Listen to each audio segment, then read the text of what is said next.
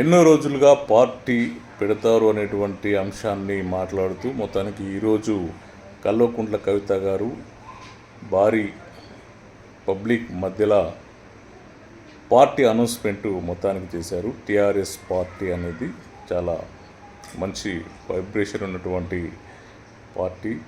ఇది గతంలో 2 సార్లు 2 టర్మ్స్ తెలంగాణ రాష్ట్రాన్ని పరిపాలించిన టీఆర్ఎస్ పార్టీ.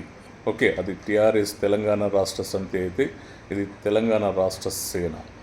కాబట్టి ఈ పార్టీ పేరుని ఎంచుకొని మొత్తానికి కంప్లీట్గా ఒక అనౌన్స్మెంట్ అయితే ఈరోజు కవిత గారు చేయడం జరిగింది. చాలా మంచి పరిణామం. ఎందుకంటే కొత్త రాజకీయ పార్టీలు వచ్చినప్పుడే మిగతా రాజకీయాల పార్టీల యొక్క స్థితిగతులు ఎలా ఉండబోతాయి, ప్రజలకి ఎవరు ఎక్కువ సర్వీస్ ఇవ్వగలుగుతారు అన్నటువంటి అంశాల మీద చాలా వరకు ఒక చర్చ అయితే నడుస్తూ ఉంటుంది. ప్రధానంగా కవిత గారు ఎంచుకున్నటువంటి ప్రధానమైన అంశాలు విద్య, వైద్యం, రైతాంగానికి సంబంధించిన ప్రధానమైనటువంటి వీటిని టార్గెట్గా చేసుకొని ముందుకెళ్ళేటట్టుగా కనిపిస్తూ ఉన్నారు ఈరోజు తను మాట్లాడిన దాన్ని బట్టి చూస్తే. అట్లాగే ప్రధానంగా కేసీఆర్ గారిని సెంటర్ ఆఫ్ పాయింట్ కింద మాట్లాడడం జరిగింది ప్రతి అంశంలో కూడా. ఇది తన చుట్టూ కూడా కొంతమంది వ్యక్తులు తయారై ఒకనాటి ఉద్యమ కేసీఆర్ కాదు, ఈరోజున్న కేసీఆర్ ఒక మరబొమ్మ లాంటి కేసీఆర్ అనేటువంటి విధంగా మాట్లాడి తన చుట్టూ ఉన్నటువంటి నాయకులని అందరినీ కూడా ఒక గుంట నక్కల్లాగా వాళ్ళంతా కూడా బాగా కేసీఆర్ని మ్యానిపులేట్ చేస్తూ ఉన్నారు అనేటువంటి కోణంలో తను చెప్పడం జరిగింది. ఓకే, ఇది ఎలా ఉన్నా కూడా కేసీఆర్ని టార్గెట్ చేయడం మాత్రం తెలంగాణ ప్రజల్లో అంతగా నచ్చినట్టయితే కనిపిస్తలేదు.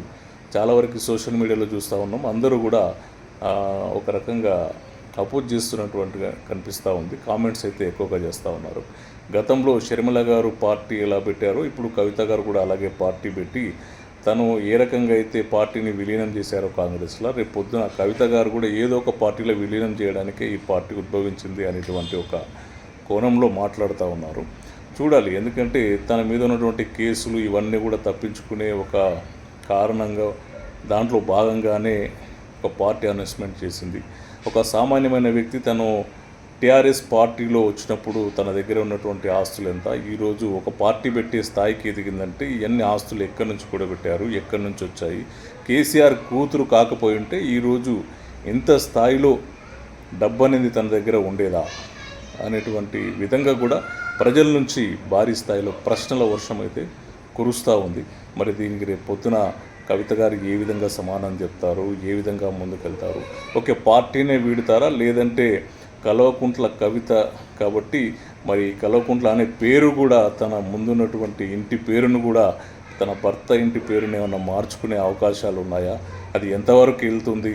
ఎందుకంటే కుటుంబ కలహాలని కంప్లీట్గా ఏదో ప్రజాసేవ కార్యక్రమం కిందకి తీసుకొచ్చి వాళ్ళ కుటుంబంలో పడనటువంటి అంతరంగిక కార్యక్రమాలు అవన్నీ కూడా ఈరోజు ఒక పార్టీ పెట్టే విధంగా పబ్లిక్గా వాళ్ళ కుటుంబాన్ని విమర్శించే విధంగా కన్న తండ్రిపైనే ఈ స్థాయిలో విమర్శలు చేయడం అనేది చాలామందికి ఆలోచిస్తూ ఉన్నారు. ఒక ఉద్యమ నాయకుడిని ఈ స్థాయిలో తిడుతూ ఉన్నారు. ఒక ప్రతిపక్షాలు కూడా తిట్టినంత విధంగా ఒక కూతురై ఉండి ఈ స్థాయిలో తను టార్గెట్ చేసి మాట్లాడడం అనేది కొంతవరకు అయితే నెగిటివ్ అనే చెప్పవచ్చు. మరి ఏ రకంగా తన పార్టీ ఎగ్జిస్ట్ అవుతుంది, రాష్ట్రంలో ఏ రకంగా ప్రజల్లోకి ముందుకెళ్తారనేటువంటిది వేచి చూడాల్సిన అవసరం అయితే ఎంతైనా ఉంది. Thank you.